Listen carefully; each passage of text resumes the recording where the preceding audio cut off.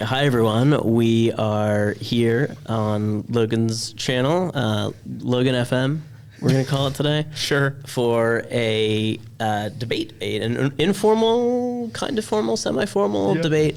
Somewhere along that spectrum. We're not in suit and ties. Between, and I was going to say between two sides, but I'm not going to define what those two sides are because I think we're going to open up by finding out how it is that our two debaters kind of identify themselves in terms of the two sides that they're on. So, Logan, your channel, so why don't you take it away first? Go ahead and introduce yourself. Yeah, so obviously my name is Logan. I have some stuff on here, so you guys should know that. Kind of representing my views, I am very big on American liberalism in the classical sense of, I pretty much like equality. I like equal opportunities such that can be presented to the average amount of people. And I like freedom of speech and such. And within the government, that kind of, for me, materializes, especially as a young person, as sort of a progressive tax system. I really like social safety net programs, et cetera. And I think generally my fiscal policy is tax more, spend more, rather than tax less, spend less. Fair enough. Hi, guys. I'm AJ, Logan's friend. Thank you, Logan. Yeah, fair enough. I'm already going to have to bring AJ in as the moderator. Thank you, Logan. And follow up just very quickly. If you had to put a label on yourself, what would it be? Probably, Jesus. I kind of maintain I try not to have a lot of high convictions for stuff I'm not really aware on. So whether I'm more progressive than I am moderate, kind of up for debate for me personally still. But just for the purpose of the conversation, I'll just label myself your average liberal. Your average liberals we're going to get. Okay. And coming at us from a slightly different angle, or maybe we'll see how different of that angle it is, we have AJ. Hey, guys. I'm AJ. Me being a little extra verbose is probably going to be a little frequent here. I am very much, in my views, a Catholic conservative. I tend to ascribe more towards Aquinas or Aristotle than I do more modern thinkers. When it comes to practical governance that looks more like limited government, though I am not a libertarian by any sense of the word, it tends to look like we should tax less, spend less. It tends to look more like free markets, though I'm not a free market absolutist. And same question then, AJ. If I know that we're, not that it's important to put specific labels on ourselves, but if you had to kind of throw a label onto yourself, what would you call yourself? Sure. Catholic conservative. Great. Simple enough. All right. This is great. I think what is really interesting is that I think both of you seem reticent to align with any particularly extremist sort of version of these views. And I think what's especially interesting is while you are, I think, both commenting on political issues from both sides of the spectrum, I think neither of you are putting yourself on whatever the notch is from left to right. It sounds like you're thinking a little bit more kind of outside of that binary, which, as both of you certainly know, is one of my favorite things. So, okay, we're going to kick this off. We're going to do this in 3 segments. Our first segment, we're going to reflect on everyone's favorite election, the presidential election of 2024. It was unusual election season for all kinds of reasons. And I think what we're going to be doing is we're going to just look back on where's the parties either went right or went wrong, what it is that we, if you in your dream scenario, you were, the advisor that everyone listened to within those parties, what exactly you would have told them to do. AJ, why don't we just start with you? So give us just your very quick diagnosis of what it is that you think that the Democratic Party should have done differently in the 2024 election. Sure. Where did they mess up that they ended up losing? Trying to be a little brief, which is my flaw. Got my timer right here. That might be a wise idea. This isn't the lightning round yet, though, so you can, if you want to, this is the time to be a little more verbose. I think that, first off, Joe Biden should have not ran for re-election. I think it was very obvious at the absolute latest year 3 that the man had dementia or some sort of mental ailment. He wasn't focused. He wasn't in his right mind. And the American public, in my eyes, started to see that. And the first flaw was running for re-election. That signature debate between Trump and Biden, where he just went completely tanked the Democrats because the American public, I felt, learned that they had been lying to them for the past 4 years, right? Second, the lack of an election process for Kamala Harris, the flat insertion of her for the party that spends most of its time railing for the necessity of democracy and our sacred democracy, felt like a drastic misstep, right? And third, I think the Democrats miscalculated where the average American was, right? Donald Trump won the popular vote for the first time for Republicans in something like 40 years. And I think that's because people weren't really going for Kamala Harris, and then you brought on Tim Walz. And Tim Walz, rather than mitigate a lot of the issues that Kamala Harris may have had with the majority of voters, exacerbated it. Because Tim Walz seems to, at least conservatives, to be almost a caricature of this like milquetoast, mediocre Mitt Romney white guy. I want to kind of pause you there, AJ, because I think the first two, I can't imagine that Logan's going to argue a whole lot with the first 2 points. And in the interest of making sure that this is a debate and we really kind of like dig into this, I just want to have a follow up with the last one that you said, which is that you said Democrats misjudge where the American people are. And this is where I think the kind of like the meat of the conversation is going to come in. Yeah. Where in your assessment are the American people? Like, what is it that the Democrats got wrong? Like, what do you think that the American people actually want that the Democrats were miscalculating? Sure. I think the past 3 American elections have been, we just want someone who's normal, right? And 2016, somehow, by some miracle in conservative eyes, Trump won the battle of normal. Hillary Clinton seemed more like a radical. She seemed to be corrupt. She seemed a little out of touch, right? 2020, Joe Biden was the most normal guy on planet Earth. He was, I'm just your old grandpa, Joe, I'm here to, To a fault. Yeah, exactly, right, to a fault. Meanwhile, Trump could not stop tweeting to save his own life, couldn't shut up. To this day. Amen to that. It is one of my biggest complaints, right?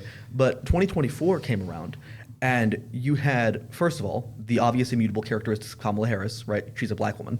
That has to be a factor that has to be taken into account, for better or worse. And you have a candidate who is running on, among other things, right? I'm going to close the border, despite having 4 years to do so and not doing it. I'm going to, she actually said this, by the way, use DHS funds to fund transgender surgeries for illegal migrants, right? And Trump had an excellent campaign on this point. And they kind of forgot that the American people wanted normal. And when I say Tim Walz was go ahead. No, I was actually just going to ask about, I thought you said that Tim Walz was too milquetoast, but go ahead. Right.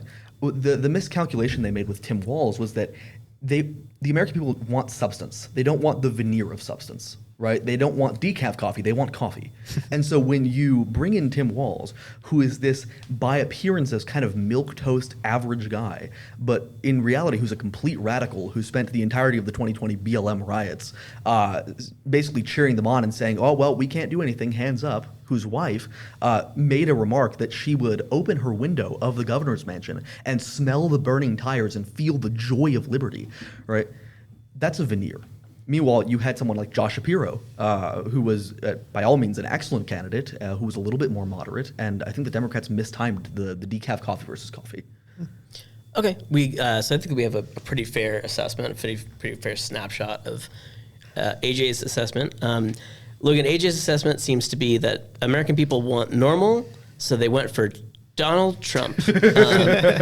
I can't wait to hear the response to that, because that's an interesting take. Yeah, I mean, before we kind of get there, like just diagnosing the problems of the 2024 election, I think my position and a lot of them, sort of your liberal position, which, can maybe be seen as a cop-out, I would maybe tend to agree with you, is that the incumbent candidate was never going to win either 2020 or 2024. I mean, just the state of the world, recovering from COVID, getting into COVID, recovering from the global economic crisis. People like to point at the inflation and how Biden was so bad, but if you look on a global scale, the United States was actually performing fairly well compared to other developed nations. So yeah, I just think Americans felt the damage to their pocketbook a little too strongly to swing one way, or to swing the same way that they had in 2020, regardless of who was on the ticket. In terms of wanting normalcy and then somehow coming to the conclusion that Trump is the answer to that, I mean, like, we can talk about, sort of the history of the candidacy and how Kamala didn't go through a primary process when, technically the DNC doesn't have to do that. They're not beholden to that. like to come away with that saying that the policy positions were radically different when Trump didn't even have a policy position, famous for saying, I have concepts of a plan. I just don't, there seems like such a disconnect there. And maybe from the average voter perspective, like they already had 4 years of Trump, so they saw it in terms of normalcy, they thought that as safe. Now, of course, we would say that, or I would say with hindsight that Trump's second term has been radically different than his first term. But for the average voter at the time, that seems plausible to me. I want to lock in on that phrase average voter that sounds like kind of both of you are using, but before I do, AJ, I'd love to, you're welcome to respond to look. Sure. I think I basically agree with what you're saying. Trump very much didn't have a policy plan because his policy plan felt like, in large part, I've already been here before. Mm-hmm. You know more or less where I'm going to go with this stuff, and where I differ, I'm going to outline. But otherwise, I have concept of a plan, and I spent the first 4 years, in my eyes, earning your trust. So trust me, and not the buffoons who've been in office, to use a little bit of Trump rhetoric. Like I would turn around and make the argument that Kamala should have been seen in the same sort of light, but instead of being a president, she was the vice president, which is like this much difference. Especially if you think that Biden wasn't even legislating, it was probably she was doing a lot of the work too. It seemed to me Kamala's issue in the public light, first and foremost, was a perception issue because she was Joe Biden's vice president. That was her number one issue, right? She's the vice president of the guy who we just proved in front of everybody in the land is senile and has been demented for God knows how long. But can I ask a question though? Sure. Because I think kind of I'm hearing contradiction from both of you because. Well, it sounds like both of you guys are saying one of the reasons why there was a return to Trump, like sort of like running back into his arms in 2024, was it's the devil you know, right? Like it's at least it's somebody who we know what we were going to get because we already had 4 years of him. But then you guys are also saying people saw Kamala Harris as sort of an extension of Joe Biden, and so if that's the case, wasn't Joe Biden also somebody that we even more recently in our memory because he was literally still the president right then, and so like why were people not going, hey, let's just not change horses midstream and let's just kind of stick with what's the administration already have. I think at that point it was just a matter of recency bias and maybe a lack of ability, at least from my position, of seeing the writing on the wall of what a second Trump term would look like, and that just kind of manifested in like AJ said, like we just saw this Biden performance. Kamala seems like the same policies. Of course, not even engaging with what those policies would be, more like the rhetoric, saying like, I guess we'll give Trump a second chance. What the hell? What could possibly go wrong? Famous last words, according to the liberals. But I think the issue wasn't that she was a reflection of Joe Biden. I think it was an indictment of the fact that, in the eyes of a lot of voters, she had helped cover up Joe Biden's senility, right? When in the current day, you see calls from Republican legislators to 25th Amendment President Trump, right, for reasons I believe are specious, but that's another debate for another time, right? Meanwhile, Kamala Harris, the acting vice president for a man who was clearly demented and senile, did nothing to cover it up and wouldn't even say on a debate stage, yeah, he's senile, right? She kept trying to split the baby. But I guess the question is, and then we'll move on to a different sort of aspect of this. Why is it that in both of your assessments, why is it that the person who was covering up for the person who was senile was seen in the eyes of American people as worse than the person who is senile, Donald Trump? Donald Trump was hardly. I'm just interested in this construction of Donald Trump as this like figure of normalcy and insenility and it's just like who has all of his faculties together. Yeah, it's by comparison because like when you had like Biden, his famous lines like "We defeated Medicare," but he wasn't running. Whatever Biden, he said is the point. No, I know, but I mean you're asking. I'm asking why it is that the person who's adjacent to the person people didn't like, Kamala Harris next to Joe Biden, was worse in the American people's eyes than the person who was the person. And I'm saying that's an excellent question that your average voter did not really engage with.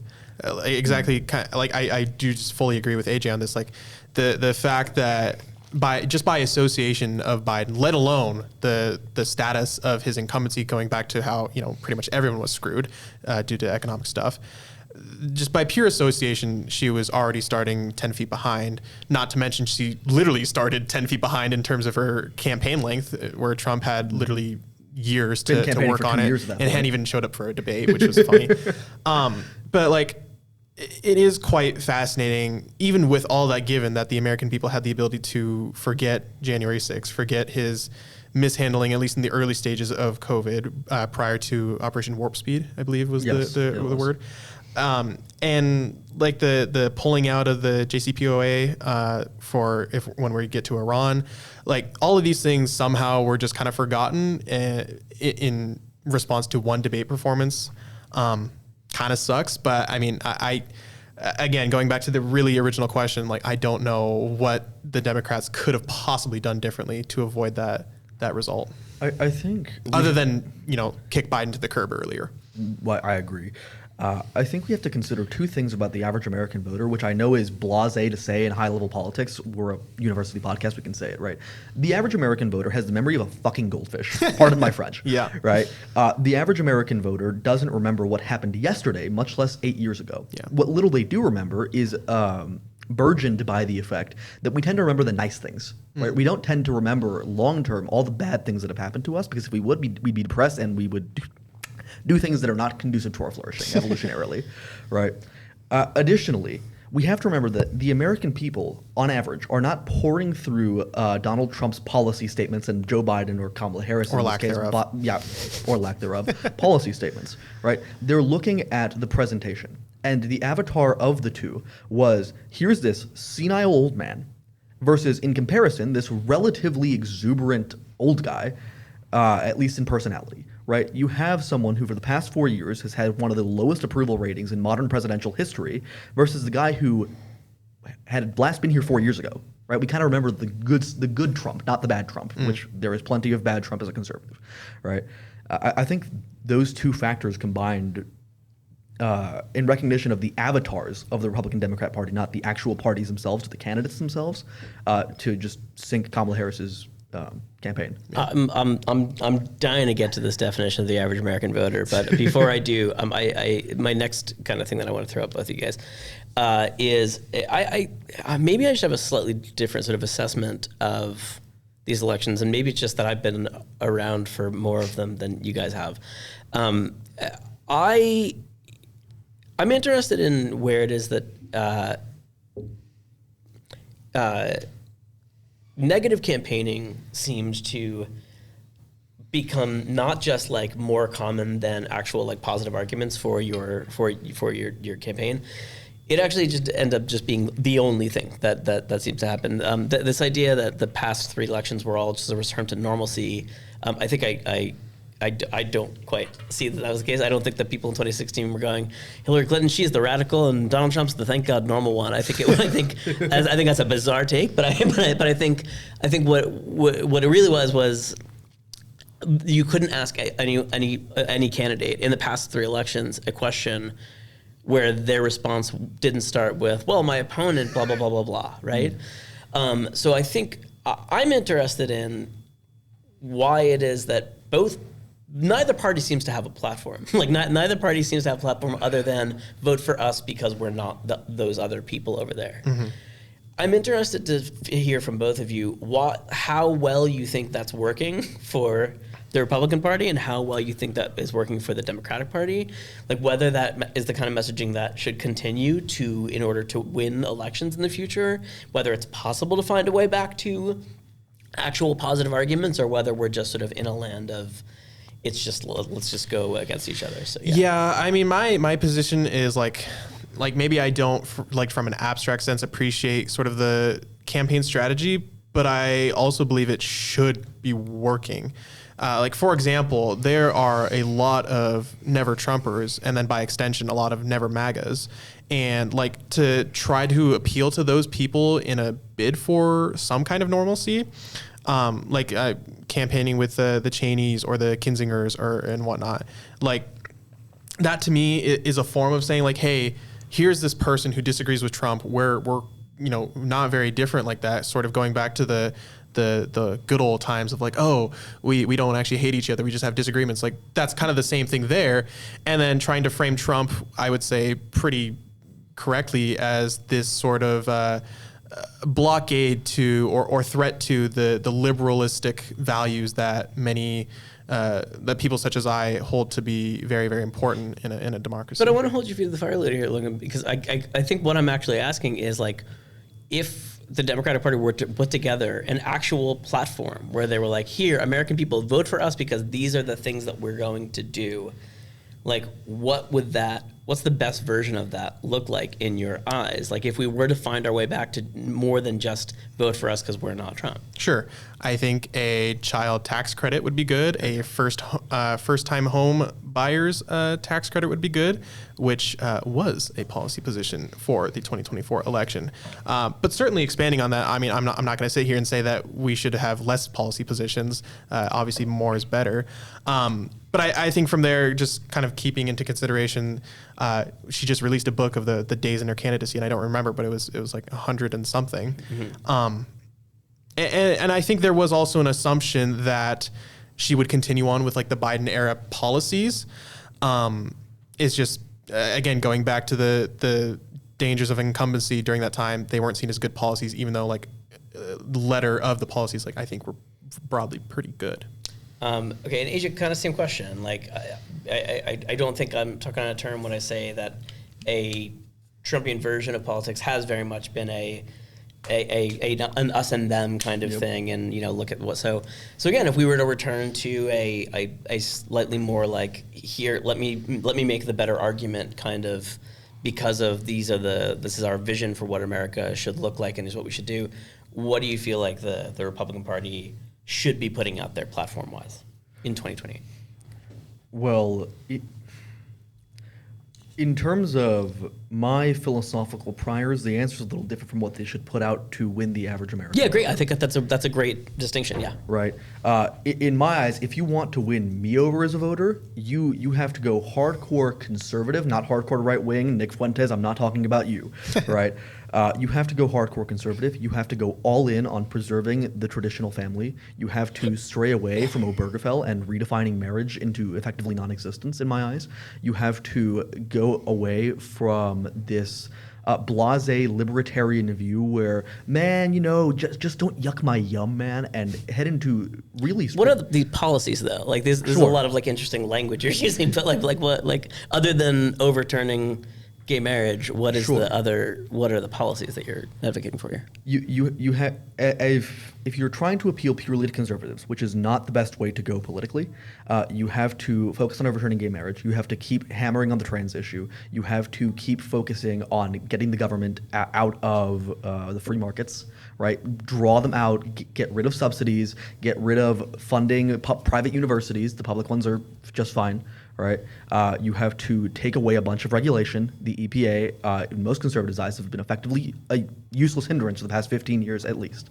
Right. If you want to win the average voter, though, you're not going to get there with conservative or far-right policies, which I think is the danger that we're starting to see with the Groypers ascending to political power in the right wing. Just populism in general. Yes. Yep. If you want to appeal to the average normal person, you're not going to get there by overturning gay marriage, right? You're not going to get there by banning abortion nationally. Yeah, right? we saw that in the midterms. Exactly. It backfired. I believe it was Kentucky that had a massive referendum. Maybe it was Kansas, where it backfired horribly on Republicans to put a referendum on the ballot that said, we're banning abortion from conception, right?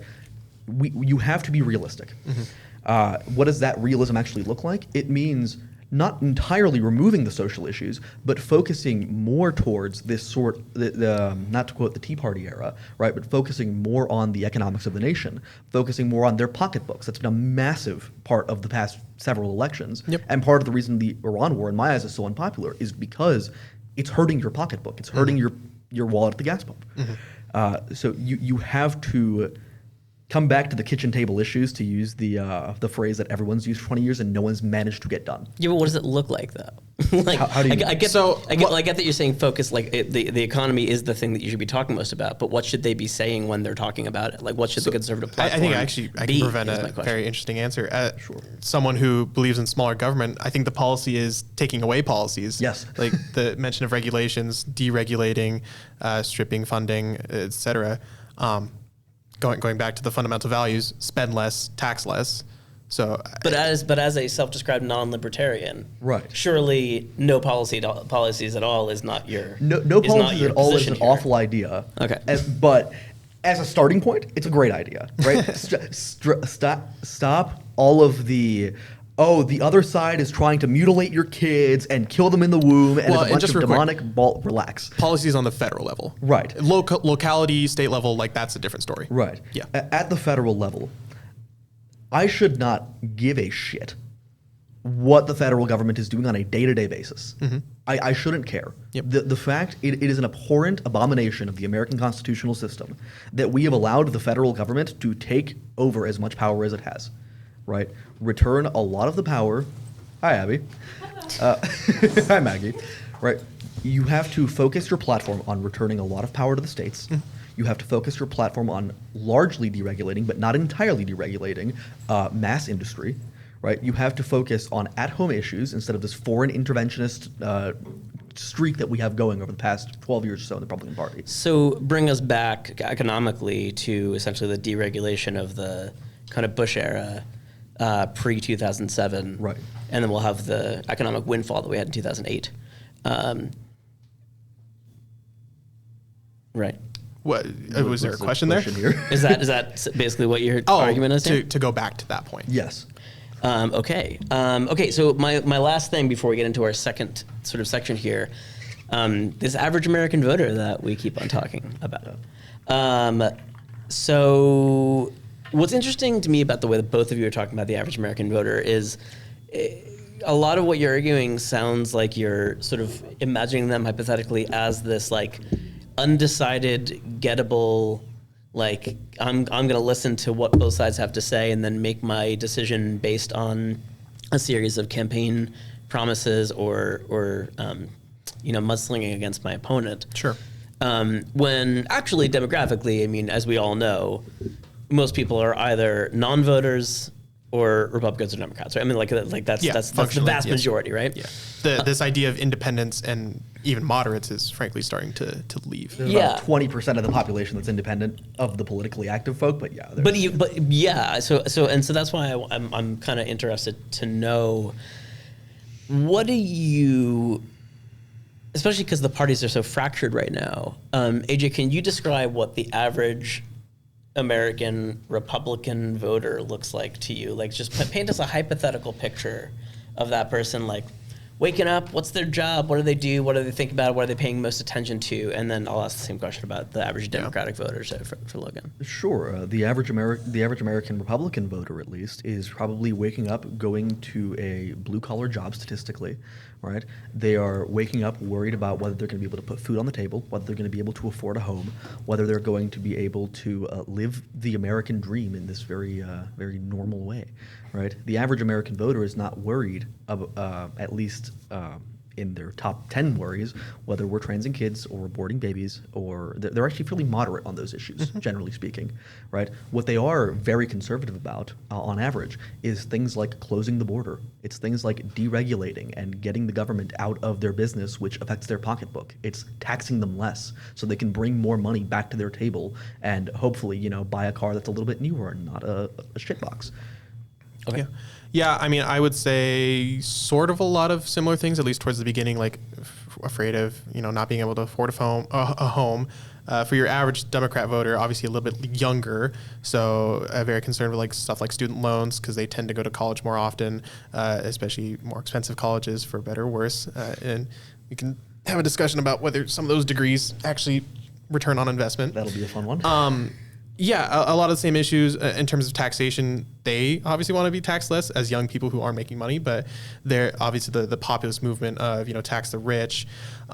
It's interesting when you get to housing, like your average voter is very in favor of stuff like rent control and et cetera.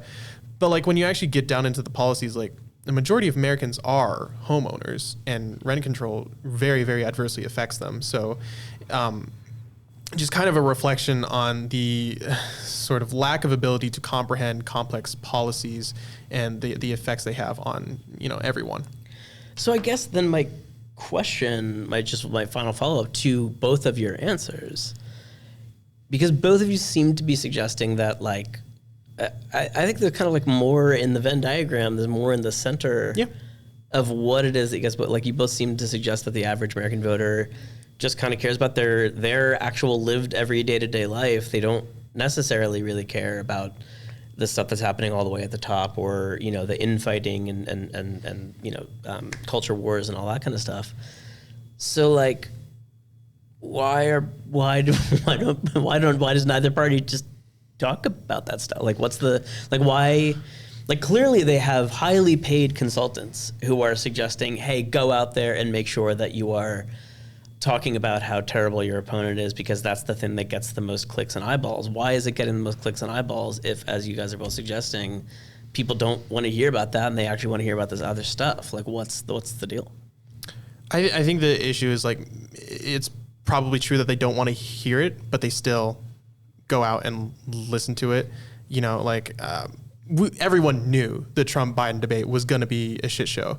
Maybe not to the degree of which, but we knew it was going to be bad. Mm-hmm. And yet, we all still watched it. Like, there was no way we were going to tune out on that one. So it's sort of this obsession with, I hate this absurdity, but man, I'm going to watch it anyways because it's entertaining, which is not, exclusive to Democrat or Republican. That's just kind of American politics these days, regardless. So, I mean, in that sense, like, if I could have my ideal candidate propped up, it would be one who would be like, hey, here's my policies. I'm going to defend them on the merits. And like, I'm going to say that your guys' policies are bad, but not because, your name's Trump or something like that, or your name's Vance, or you supported Trump or Vance. Now that's not going to be, that's only true for like economic policies and like actual like hard stuff. But when it comes to say like accountability, that's another story. Right. I think it's because from an almost neuroscience perspective, right? When I make towards you an affirmative argument for something, whether it be tax policy, whether it be social policy, right? That responds more logically. But when I tell you the other side is bad, the other side is to be demonized, the other side is to be excoriated for their social views, because not only do they have bad ideas, they're bad people. That kind of trigger something in your amygdala, right? The kind of fear response center. Because now you're not having an intellectual discussion of ideas. Now you are on guard for someone attempting to predate upon you. And I think that the consultant class has kind of figured this out, right? That sure, a lot of people probably would like to hear that we're going to take care of your issues and that we're going to help you out and that we're going to, kind of come into your kitchen table, right? And listen to your discussions.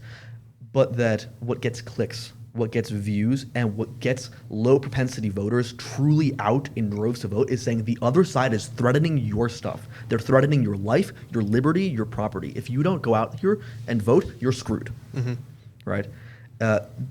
There is a signal to moderation, but it's ignored in favor of this social media landscape where the fear response gets more clicks, it gets more views, and it ultimately gets more votes. Okay, so let's talk about moderation, because the next thing I have now, as we move into our second section, is ideological direction of the parties. Yeah.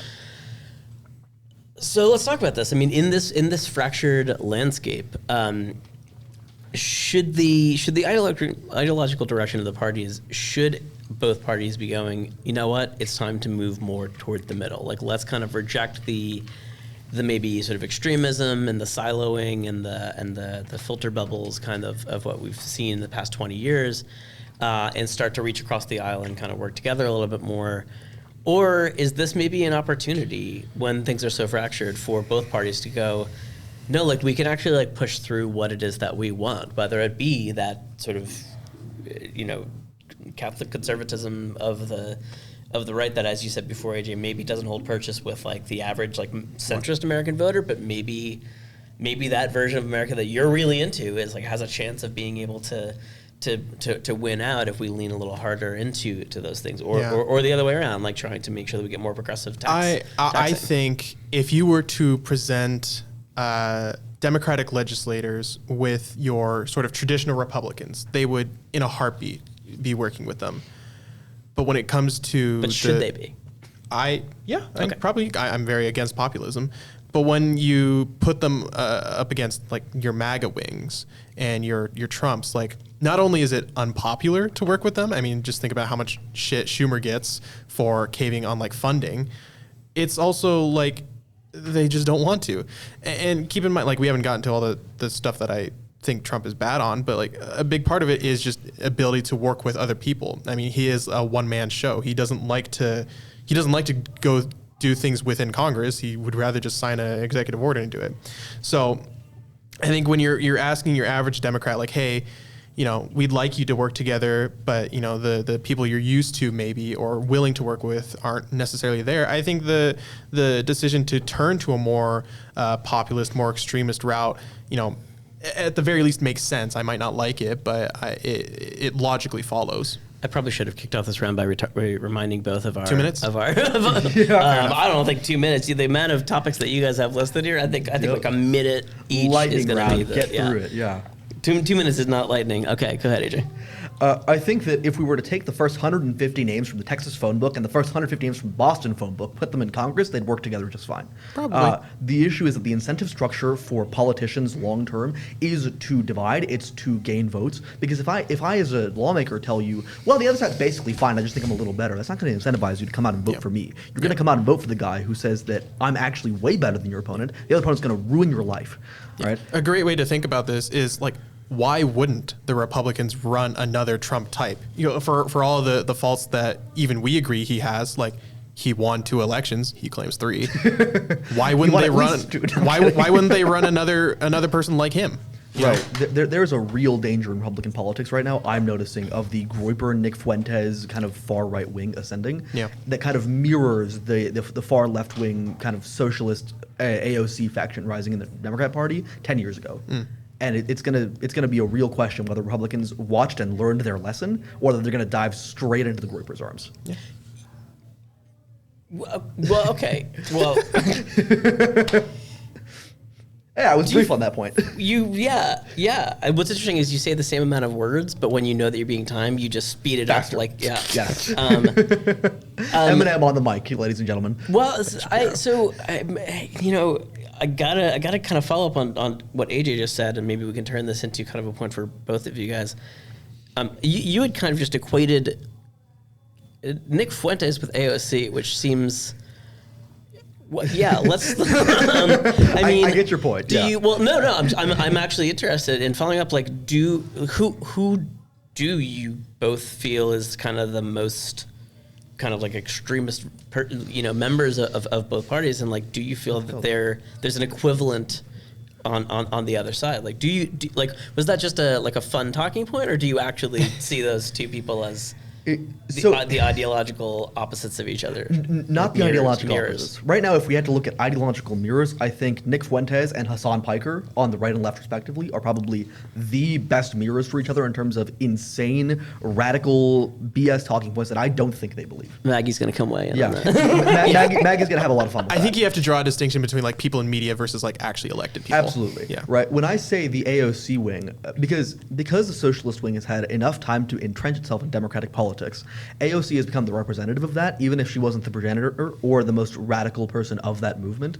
But as representatives of the reaches of their ideology at the current moment, which has expanded drastically, the reaches, that is, over the past 10 years, yeah, they were part of the thought leaders of their movement that said, we're going to push way out further to the left or further to the right in this case.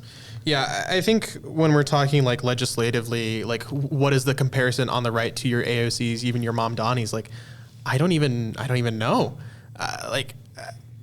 I can only think, and this is even just rhetorically, like Trump would be, in terms of rhetoric, just the extreme opposite. But in policy, like I have no idea.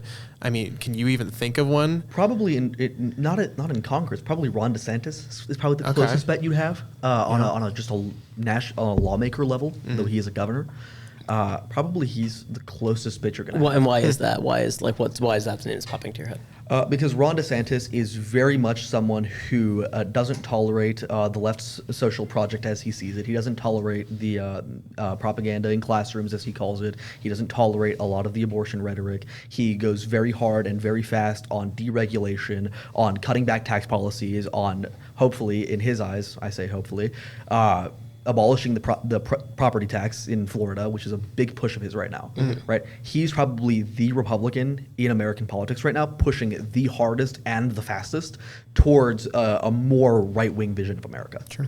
Okay, the next thing I have on here is polarization and division, which we are. Comes in perfectly. This is well, I'm actually bouncing around to try to figure out which ones kind of fit in best with us. Just to that polarization/division, I think kind of what we're talking about here is a little bit like the difference between people's rhetoric and people's actual legislation. I would have a hard time, like I know like AOC, for instance, like talking a lot about the Green New Deal, but like, AJ, you had said the socialist wing of the party has had a lot of time to spread its wings and start to get its fingers in a lot of pies.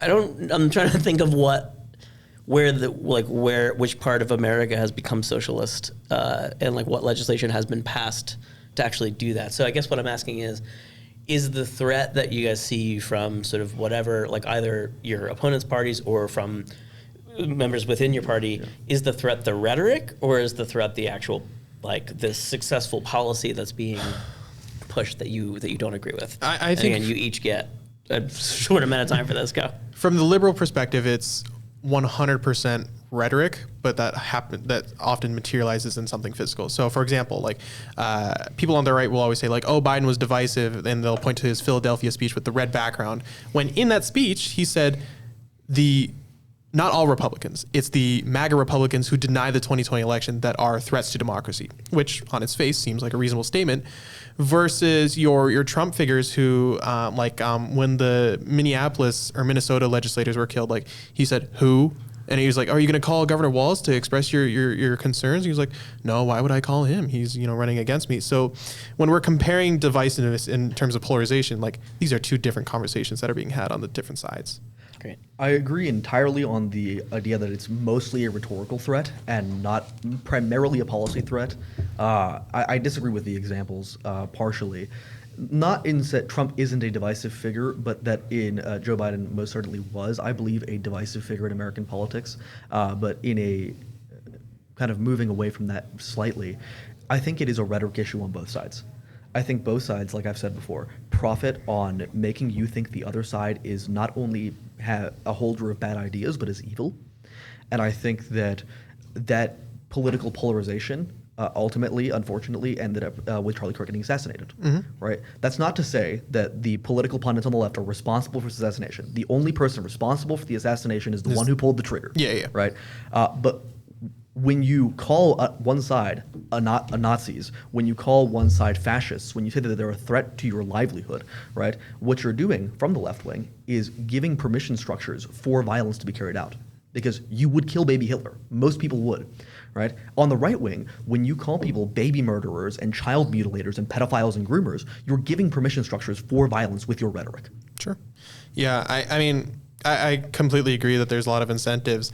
I would make the argument that one side is engaging in that a little bit more correctly than the other, but that's a different discussion that we could talk about for ages. So. Okay, well, so since both of your answers seem to be it's the rhetoric, let's just go back to policy. And I keep on trying to like lasso both of you into policy and talking about like what the platform should be and all that kind of stuff. And you guys keep on going into rhetoric. So Sure.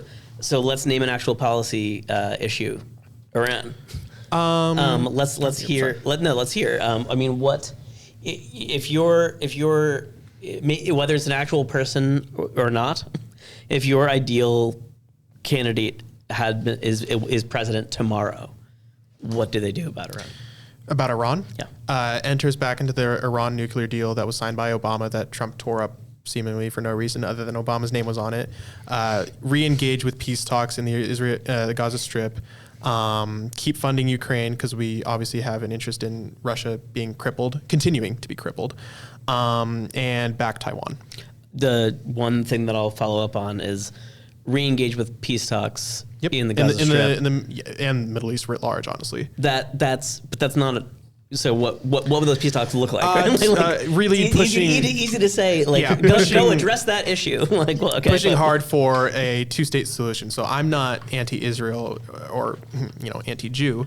However, like the Netanyahu administration's handling of the Gaza Strip, like the money we are giving to the Israeli government, like there needs to be conditions set upon those. So we need to say, hey, we recognize you're in a war. You just need to be doing that, a little bit better.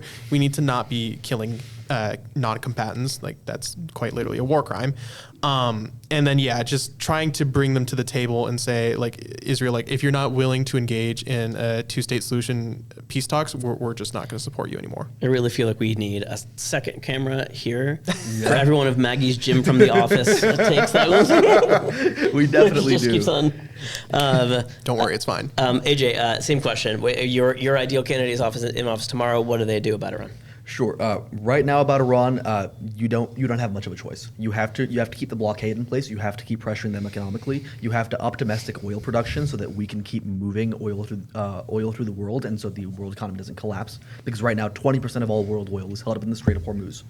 Right. If that had been 6, 7, 8 weeks ago, that might be a different question. Because at that if it were, what would your answer be? Right. I probably would have advised much stronger economic pressures on Iran. I would have advised a much more limited military campaign, if at all. I think that in terms of electoral politics, not even in terms of geopolitics, it was probably the single riskiest move of Trump's political career to go attack Iran. Because if this pays off, it pays off great.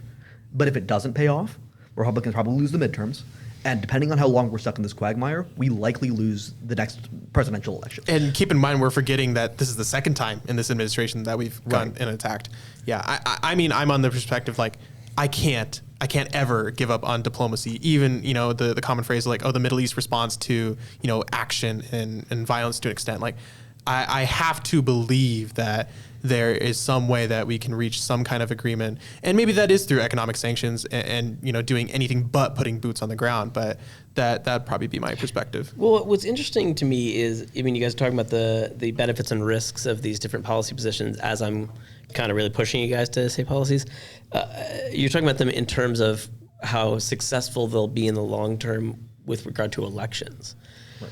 So I'm interested in like, is that how our politicians should be calling balls and strikes? Should they be going like, hey, maybe I'll lose, but this is the right thing to do, or is it, how do you guys work that out? Like yes and no. Like no in the sense like I'd rather you come up with solutions that are like actual solutions, but yes in the sense of like if you don't market it in a good way and you lose your next election, well now none of it matters. Like the rhetorical framing and political framing of even a decent solution, that's still making progress, right? Whereas if you're just going to say like, oh, we're going to blow shit up, like, okay, well that's not really doing much for us. That's just kind of my perspective. AJ? Right. Politics is not just a moral debate club as much as we like to act like it is on these sorts of podcasts, right? Yeah. It's a very practical problem. You have to calculate for wins and losses. You can't just call moral balls and strikes every single time. Sometimes you have to take the middle of the road solution that doesn't get you all the way to where you want, because you recognize that it will allow you to hopefully win an election so the next candidate can take the next step towards where you see. This is where I'm very like adversarial to your more progressives who are like, oh, Obama should have done more for healthcare. Like what more could he have done with the Congress he was given? Like the fact that he made that much progress from a perspective who likes the policy, like that's pretty dang good. Right. Our job here, insofar as we're podcasting right now and talking about politics, our job as discussers is to push forward what we believe is the utopian vision almost, our best reality. The job of a politician is not to push forward the best reality, it's to push forward the best reality that they can reasonably achieve. Yeah, rational decisions. Exactly. Pretty much. Yeah. And that's kind of the question that I'm asking here before we move into our my favorite part, which is the two questions of the moderator's discretion. Which is, I mean, you have to make the compromises that you're talking about, right? As a politician, I mean that it is essentially what politics is all about. Is you go, okay, maybe I can't get the thing that I want, but for the greater good, I can't do even more unless I get reelected. And so what I have to do is maybe I'll get this software bill passed so that I can get reelected, and then I can do this other thing. I guess the question is, I don't know how to quantify this, but how many compromises do you make as a politician before you're now at the point where you're actually not advocating for the world that you are pushing for, and you're actually kind of just more interested in winning the elections? So this is a hard part, especially for governing in a democratic sense, is we almost do need a majority, even a super majority, and I'm sure you have the same position for the right, because under our perspective, the right has moved so much further from the center, such that if we try to meet in the middle, that's not in the quote unquote center anymore. That's leaning more towards the right. And AJ, I'm sure you would say the same exact thing, but for the left. So in a sense, as much as we can sit here and fetishize compromise, we're getting to a point where it's just not realistic. Going back to the polarization issue, there is no, and there's no compromise when you do have moral disagreements, right? When your foundational opinions of what America ought to do in Iran, or what your tax policy ought to be, there's never going to be a compromise there. I think there can be a compromise there, so long as we realize that it's a temporary compromise while each side attempts to further its own political ends. I think perhaps the best example I can find of the risk of going from compromise to just handing it to the other side is Republicans in Virginia, right? Republicans in Virginia spent the last 4 years being, with Governor Glenn Youngkin, fairly moderate as far as Republicans go. I'm sure the liberals would say, right? But fairly moderate as far as Republicans go.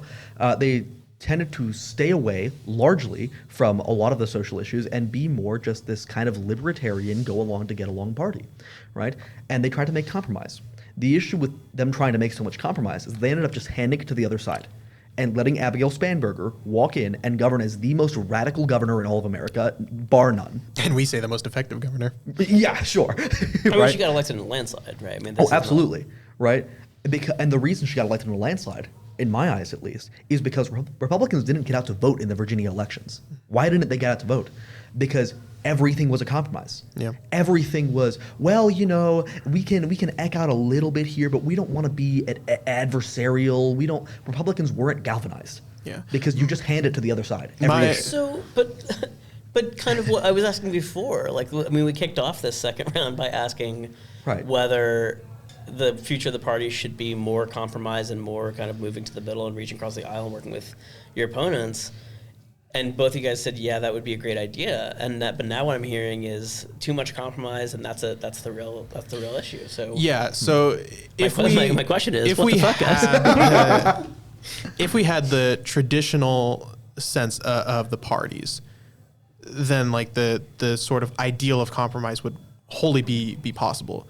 But we're now in a landscape where, whether or not it's true, each side sees the other as completely running away from the center as fast as possible. I mean, what was the Elon Musk tweet meme that he sent out when he bought X? Is oh, I'm in the center, and the guy on the left pushes him over. It's you're a radical.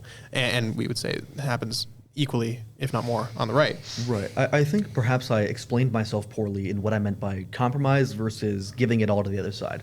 Right. In the kind of ideal world that I think we're both looking at to some extent, you find you both reach towards the middle, and occasionally one side reaches slightly towards the other side, and vice versa on certain issues, because the sides aren't red and blue; they're red with a little bit of blue and blue with a little bit of red, and it's more of a gradient, right?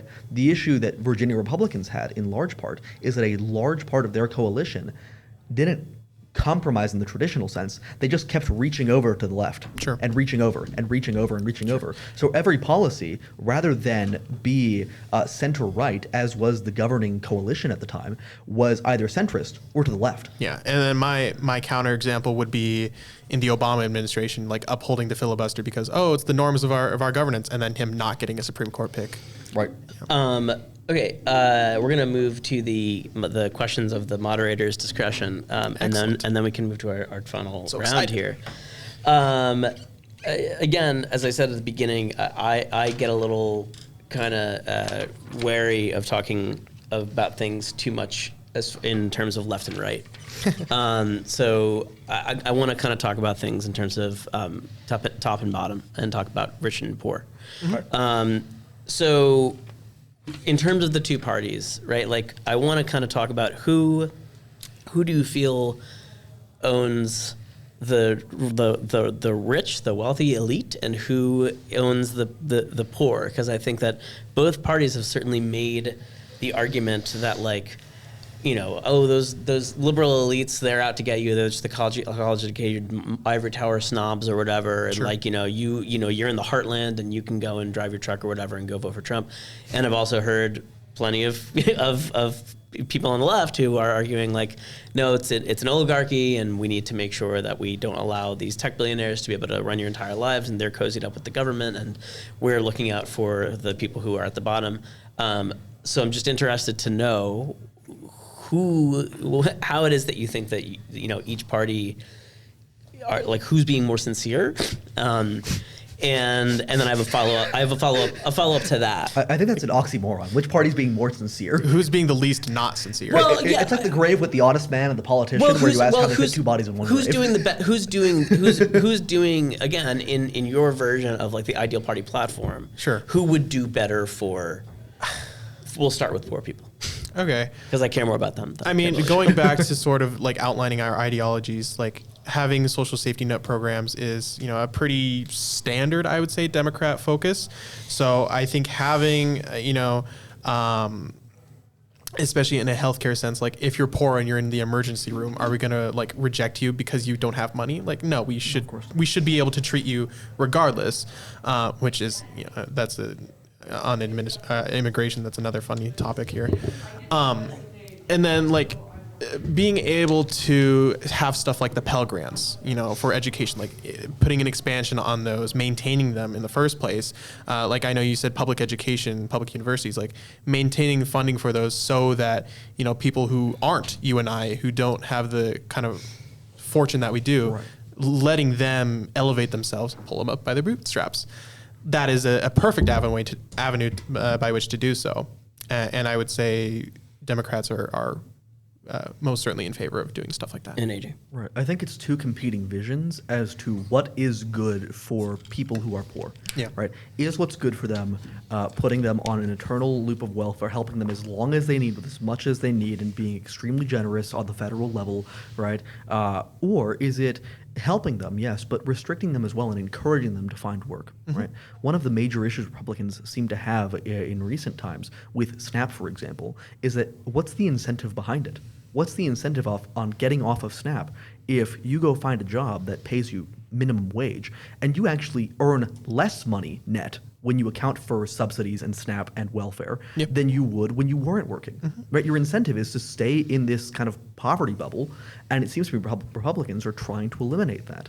Now, they're trying to eliminate the benefits, the welfare benefits, or eliminate the incentive to stay in the poverty bubble. Okay, so what are they doing to get them to incentivize them to go and work? Right. The things we're doing to incentivize them is things like cutting down on SNAP benefits, not removing them entirely, but cutting them down and making them more stringent.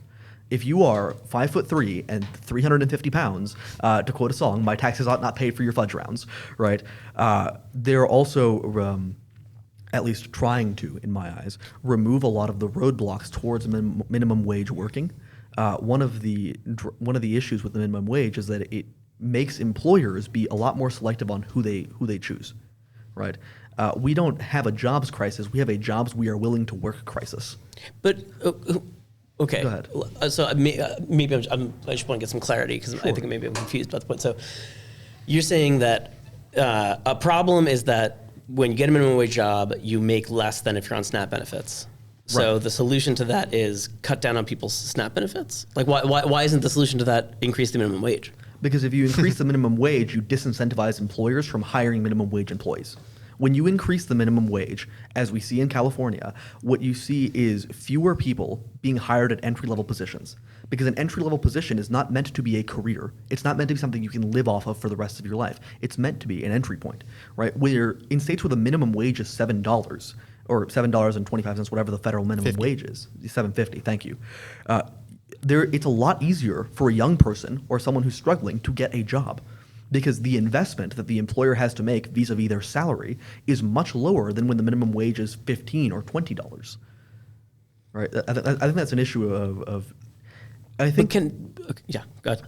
I think it's an issue of disparate views of two things. One, economic incentives, and two, what actually is beneficial for that person in poverty, right? And I think that Republicans are more effective, but I would be hard-pressed to ever say that Democrats have disingenuous intentions. But if you're cutting down on people's SNAP benefits, I guess my question is, this is where I'm getting confused. Sure. Are you incentivizing someone to go get a job, or are you disincentivizing them to stay on SNAP? Like, you know what I mean? Like, I don't know that you're making the minimum wage job any sweeter and juicier just by saying we're not going to give you this thing, right? Like, aren't you kind of just going, yeah, I know you don't want to do this shitty thing that sucks, but what if you had no alternative? Like, wouldn't that be? Doesn't that make it seem a little better? Like, I mean, doesn't that seems like kind of sucks, right? Well, it sucks, but it is the way that things have to be. We can't live in this kind of blasé, we give you welfare forever, you live on the government dime. One, that leads to much worse health outcomes, right, for the people in poverty. But two, it's a drain on the national system, right? Now, granted, there are much bigger drains on the national system that we can address other days. But So okay, sorry. This is probably the better way of me asking this question, right? Sure. Because I don't want to be combative because I'm just the moderator. The only reason why I wasn't combative with Logan's giving me an answer to what should the party and the government do for poor people, and the only thing I'm hearing from you is what they should do less. like what is the thing that Republicans are offering to poor people to solve the problem of poverty? And I'm the only thing I'm hearing is just don't give them those things anymore. I know exactly what he's going to say. Okay. Two-parent households. No, it actually wasn't what I was going to say. A decent prediction, though. No, what we're giving them is an incentive to pull themselves up by their bootstraps, as much as the saying goes. But you are right, at least in the affect of your question, I think, in that we aren't doing enough to lower their actual barriers to entry. Right. One of the Republican positions that I tend to find rather unscrupulous is that education bad. No, education good. Okay. Right. Education good. If we can. I would be more than happy to take away some money from SNAP and incentivize the workforce, but also put the money we took away not into the military, but into jobs programs, to put them into education for vocational training, for labor training, right? To put that money into training to get you associate's degrees. Yeah. Or retraining is a Right. big thing too. Retraining. Like you're a Additionally. 45-year-old who just lost his job to AI. Like, what options does he have? You know, The only option isn't just take the money away from you, screw you. It's take the money away from you where it's disincentivizing you from doing good things and use it to actually help you do good things. I'm glad that I wore my T-shirt of Bernie getting arrested at a civil rights rally because I somehow managed to push AJ into being a socialist. Okay. AJ being a socialist. Okay. So then my very follow-up conservative. question to what I said before is in terms of the wealthier classes.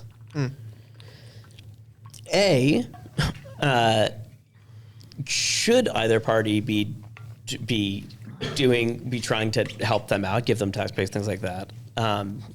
And B, if not, which one of them is doing worse by cozying up with them too much?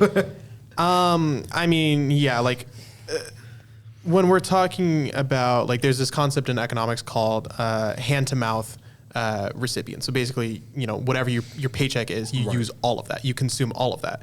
That's Paycheck. obviously not going to be true of your wealthy class. So then it follows that, like, are they going to care about, regardless, a tax cut or a 1% to 2% tax increase? Like, probably not. I mean, sure, they're look at their stock portfolio and say, like, oh, I'm down, 5%, or I lost out on a little bit of taxes this year. But like, nothing about their lifestyle is going to change, right? So, and there's also this great video I watched of the title was, if we tax the rich, they'll just leave. And the entire premise of the video was saying, like, no, that's actually not true. And there's some statistics that I don't remember. But anyways, from the Democrat perspective, not cozying up to your rich people, which I know is a hard ask considering, lobbying. But there's absolutely a world in which we can increase the tax of our wealthy by a 2%. I've heard corporate taxes. I think you need to differentiate within that, like how much the corporation is actually worth. Like if you're just taxing like a mom and pop bakery an extra 2%, that's a big difference than like Google. But yeah, that's just kind of the broad position. Well, and if you tax the rich, which they'll leave argument, I mean, isn't that just another way of saying too big to fail, right? Like that, we can't. Like it's basically just holding us hostage and saying, don't tax us or we're going to take away all the jobs. So the thing is like within, your smaller jurisdictions, like it is true that the rich will leave. Like Tesla relocated to Texas because California taxes are high. But if you do that on a national scale, Elon Musk is not going to move to Mexico or Belize or something like that. They're probably going to stay within the country, right? I mean, you have your. Do you say that? Because outsourcing is very much a thing. I just mean like the headquarters, right? Like, yeah, maybe manufacturing you would move overseas, but like your headquarters would likely remain. Again, the video that I'm speaking of does a really great job of explaining this, and it's been a while since it's time for AJ now. I just wanted to make sure I also push back on that. Oh, no, I get it. And this is the last one, and then we'll move on to our final round. Sounds good. Sure. The Republicans are doing the best job of cozying up to the rich because the Democrats are kicking them away actively and every single day. It's just a push and pull. Right?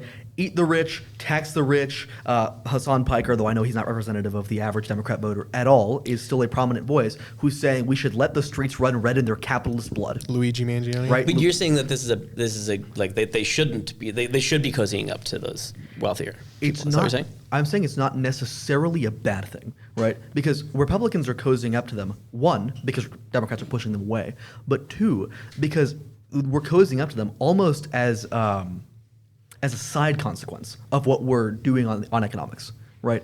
When you liberalize the free markets, to use the traditional method of word of liberalization, not neoliberal, not political liberal, right? Yeah, Liberalize the free market. When you cut down regulations, when you cut down on taxes, right? You incentivize production, you incentivize innovation, you incentivize the best of the best, the cream of the crop, to come out, put their inventions, put money out, right? Billionaires don't make money like vampires sucking on your throat, right? They make money because they offer you a product or a service that you are willing to buy, and then you give them that money, and then they take that money and usually use it to provide more goods and services for you at accruement of personal wealth. But do they Yes. do that? Yes. Okay. Look at Elon Musk, right? As much as politically he's extremely controversial, on the pure economic front, this man developed PayPal, right? God, that's true. I forgot about that. Got a bunch of money, sold it, used it to develop Tesla. Tesla, which is the leading manufacturer and innovator of electric cars, right? He sold a portion of that off to investors to make SpaceX. SpaceX, which is currently the leading space flight company on planet Earth, and it's not even close. It outclasses NASA by leaps and bounds. Well, I have a follow-up that I think would be interesting.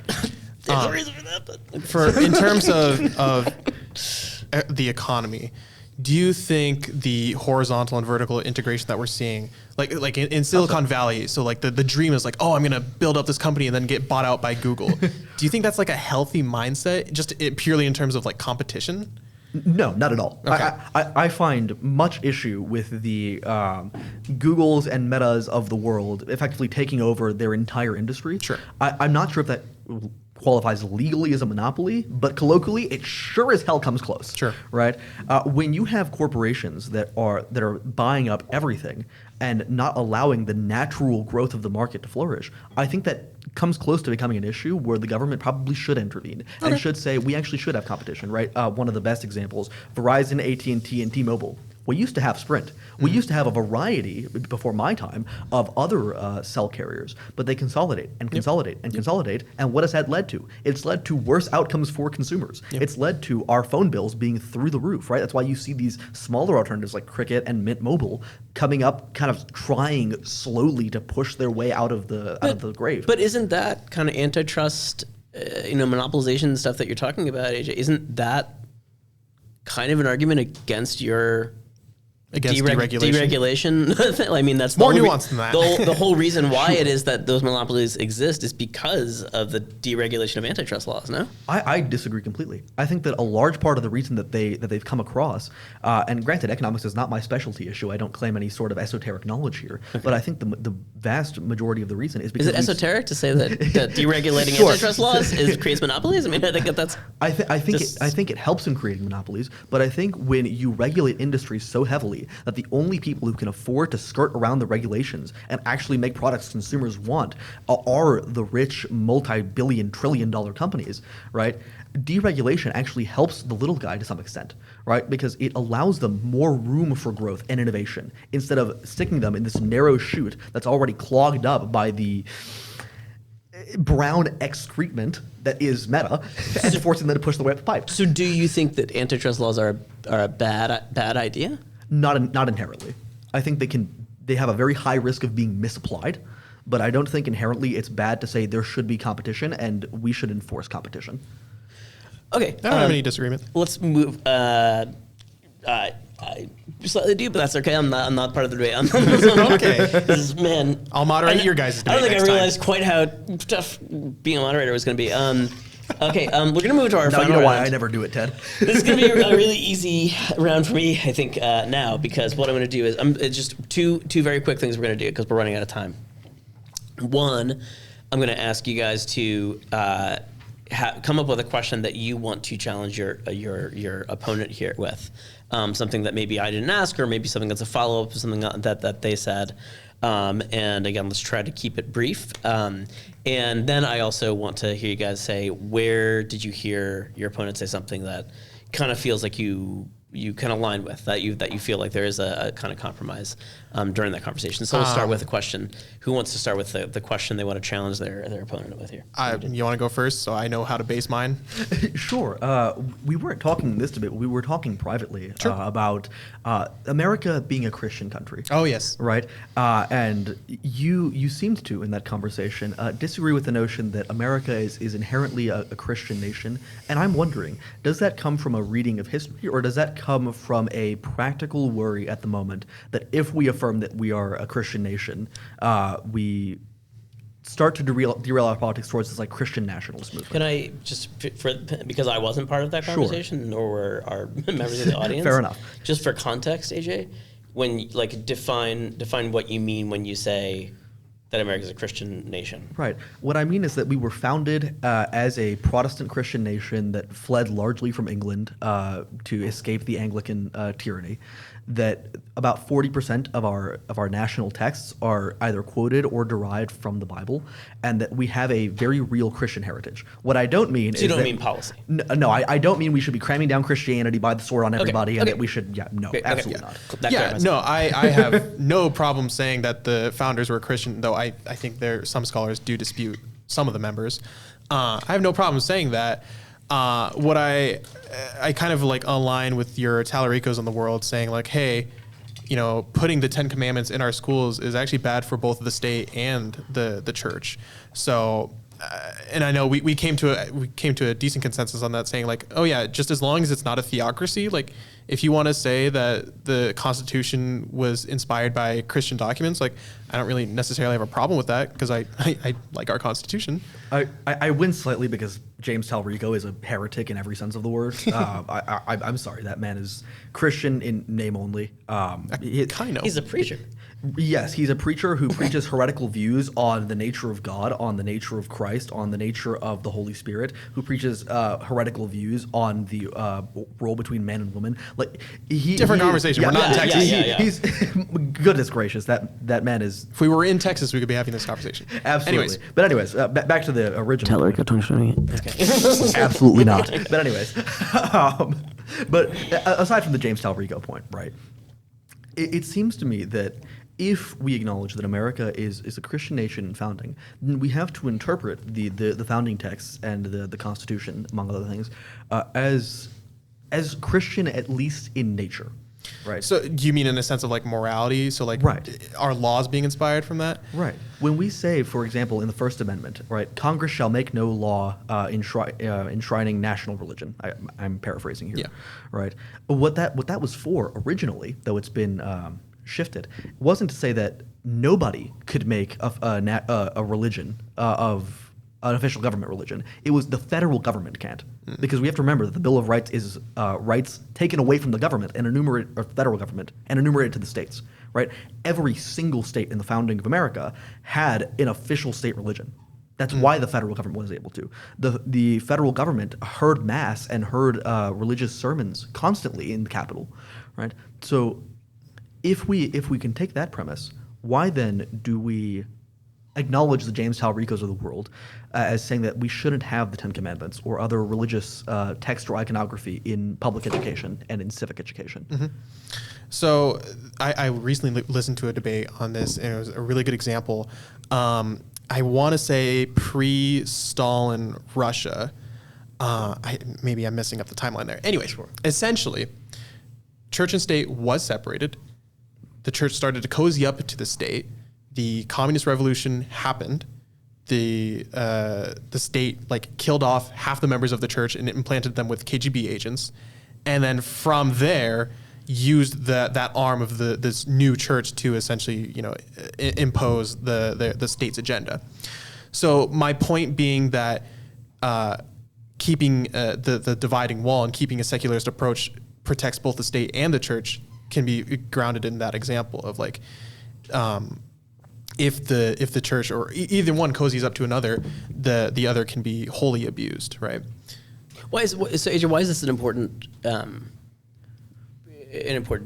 point to you that we acknowledge this Christian-based idea of America? Right, because I think as the Bible, whether you believe it to be true or not, is irrefutably one of the most important documents in Western history. It's been the foundation of Western history for 2,000 years, right? Well, technically 1,700 when the Catholic Church compiled it, but yada yada. The Magna Carta is older. Older than 1,700 years? Oh, you said 1,700. No, the Bible was compiled in about 330 AD. But regardless of whether you think it's true or not, it's a paramount document to Western history. It is a shame, I believe, that children are not allowed to read this in school. Right? We read other historical texts, we read other first-hand and second-hand sources, but we don't read for a Christian, the summit, but even if you're secular, the origin of Western morality. Right? How can someone claim to be seriously educated if they haven't read the text from which proceeds effectively all of Western history? I think the distinction there that maybe we can argue on is your history books generally don't really tell you to believe in anything. Now, we've kind of gotten to a weird spot where maybe that's not always true, but generally speaking, that seems to be the case. Whereas, listen, I'm in favor of having the Bible in libraries at schools, but I think you enter into a weird territory where you have curricula and assignments dedicated to it because it is a faith-based document. Putting aside the historicity and even the sociology of the document, it is a religious document. Whereas your history books, your math books, they don't carry that same gravitas. My only question is and then you can ask. I hope you have yours ready to go for AJ. Yep. I guess I find it fascinating that during this entire conversation about Christian-based America and reading these things, that we haven't mentioned Muslim citizens or Jewish citizens or people who aren't Christian, are they not impacted by this view of America that kind of excludes their life structures as important? Or am I wrong? Or is that's? I'm wondering why neither of you are bringing those people up as a concern. I'll take that. I think that they probably are a little excluded by it, and that's okay. We can actually exclude things, right? As a Catholic, right, I myself would probably be excluded from some of those lessons because they're likely to be Protestant lessons. America is a Protestant Christian nation. Catholics disagree with Protestants on a vast variety of things, right? Just as if I were to go to, say, Saudi Arabia, I wouldn't expect the teachers to shy away from Islam as a teaching point because they're an Islamic nation. But they're a theocracy. Right. I thought you said you didn't want America to be a theocracy. Well, let's look at Israel then. Israel is not a theocracy. Israel is a state largely governed by secular Jews. Yeah, I don't. At the very least, they're not an explicit theocracy. Sure. They are a state of ethnic Jews, a large portion of which are religious, but it was not founded as a state for religious Jews. It was founded as a state for ethnic Jews. Right. So your answer to this question is exclusion is okay, and we should look to places like Saudi Arabia and Israel as our model for democracy. Well, here's just look. As I've said, I have no problem with saying the founders were Christian. I have no problem putting the Bible in school libraries. What I would take issue is using that like me granting that inch and taking a mile of saying like, okay, if we recognize that at least to a certain extent, the U.S. in its founding period had Christian origins of some sort, I would probably take like a sort of a living document approach from a constitution to like America itself, whereas like we've probably moved on from that in a sense of like, oh, this is a Christian nation filled with Christian people, like whatever the Jefferson quote was, like the Constitution applies to a good Christian people. Right. Speaking of moving on, yes, it's time for your question. That would be my distinction and my disagreement. My question to you is, when we think of misinformation and disinformation, whether, disinformation, I believe, is the more intentional one, whereas misinformation is not. Right, it is, yes. What is your perspective, your finger on the pulse of which side commits more misinformation, and then which side commits misinformation on a much more extreme sense? So like those not being mutually exclusive. So for example, if I tell 10 lies but they're white lies, that's the difference between me saying like, oh, the Earth is flat. Okay, I see where your question is, and I think you might know where I'm going with this answer already. Probably. Which is the right wing commits a lot more of it in sheer amount. No, Donald Trump, the hurricane path that you do with Sharpie is obviously not the hurricane path. And we can't nuke it. Right, we cannot nuke the hurricane, right? No, guys, sorry, we're not going to just believe everything you spit out, right? One of the chief issues with the monolith of the Republican Party being Donald Trump and him never stopping the tweeting, or the truthing now, I suppose, thanks to Truth Social, right, is that he ends up telling a lot of really white lies. And a lot of them stretch to a little more than white lies, right? A lot of them stretch potentially, though not legally in the press in the colloquial sense, to slandering your opponents very ungraciously. Stop doing it, please, for the love of God. Sure. Right? When it comes to which party purveys the most heinous disinformation, or damaging, the most damaging, the most false in a kind of absolute sense, it's probably the left, right?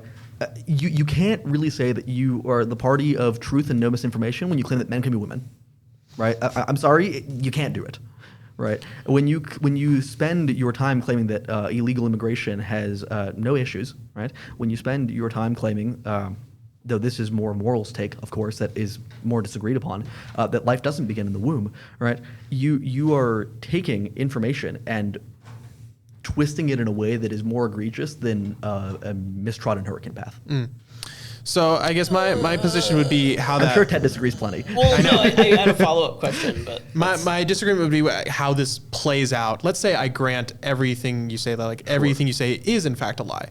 I would still disagree in the fact, and obviously I don't think that's true. Right, of course. My disagreement would be in the fact and how that plays out in our policy. Democrats aren't rushing to trans the kids via executive order. Democrats aren't rushing to open the border via executive order. You can't say the same for some of the lies that Republicans say and what Trump says. Joe Biden did the latter, I will note. Opened the border. He stopped the deportations. He did not open the border. And I think you're talking about Title 42? Title 42 and letting in 3 million illegals a year. So Title 42 was only with COVID. Title 42 ended with COVID effectively. But even with that, we talked about the Langford bill, which Biden supported. Right. So there's that anyways. Whereas you have, let's say, the 2020 election with Trump's handling of it.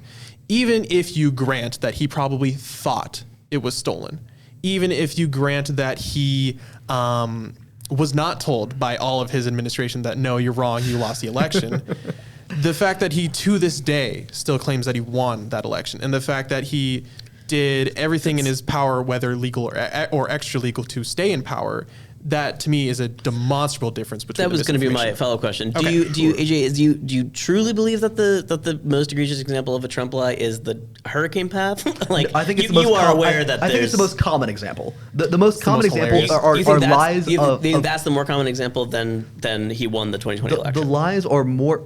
The lies are more often of the degree of some stupid, idiotic white lie that serves absolutely no purpose politically, but he just kind of likes saying it. Sure. And he's always right. Or like magnets or whatever. Right, exactly. Like, why would you say I know that? what you're saying. Yeah.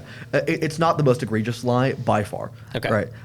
But those types of lies. Those types of lies are much more common. Yeah. Right. Okay. Does that make some sense? More sense? Yeah. It clarifies things. Okay, and then let's end on a conciliatory note. And by the way, anyone who's watching this, I'm not looking at my phone because I'm ignoring this. I have all of the like discussion points written on my phone, so that's why I've been looking at my phone. Just where it is that you guys have seen maybe most closely eye to eye during this. I had this in my mind.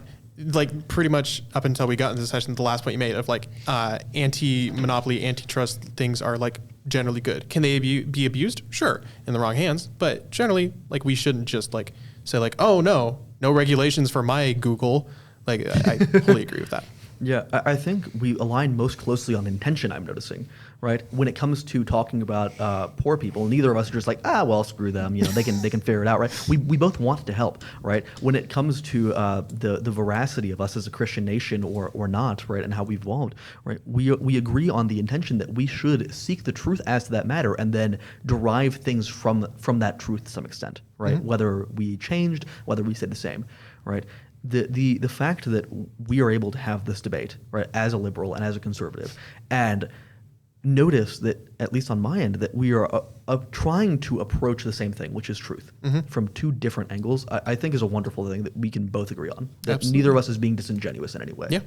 Yeah. We might have lack of information or not be able to ascertain what is actually going on behind closed doors that we're not aware of. But at the very least, given our lack of information or what information we have, the intentions are, I would agree, fairly equal in a moral sense. Yeah, we talked for an hour and a half without killing each other. Which is great. Thank God. Although our audience members were close a couple times, jumping over the chairs and Maggie was close to lunging for my throat about 5 separate times. Pay that price in a minute. Well, I mean, I think using a horribly bigoted phrase like "trans the kids" like 5 times is a little much. But let's go ahead and end this. Thank you guys. I appreciate you asking me to be the moderator. Yeah. And I am. I wish you all well, and whoever's watching this, see you later. Thank you. Thank you.